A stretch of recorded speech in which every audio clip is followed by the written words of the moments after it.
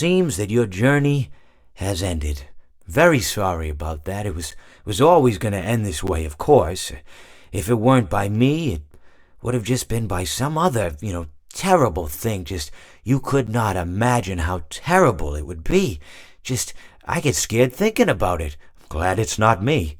It reminds me of a time I was speaking to my good friend Orville.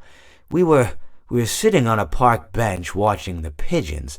I was on the left, he was on the... Oh, wait, was I on the right or left?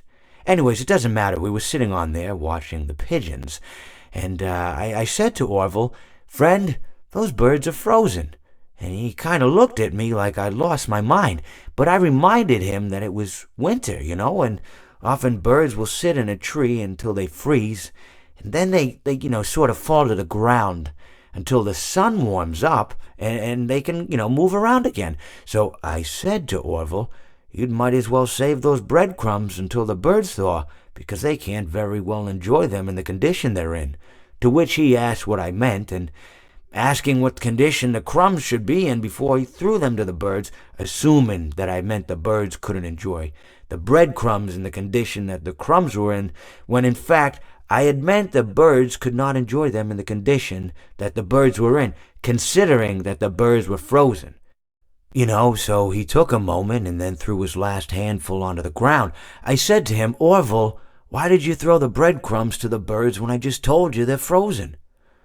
To which he responded, "The breadcrumbs are not frozen." Again, misunderstanding my words. I didn't mean to say that the breadcrumbs were frozen when I said I told you they're frozen. I'd been referring to the birds. In hindsight, what I should have said was, and this would make perfect sense, "Why did you throw the breadcrumbs to the birds when the birds are frozen?"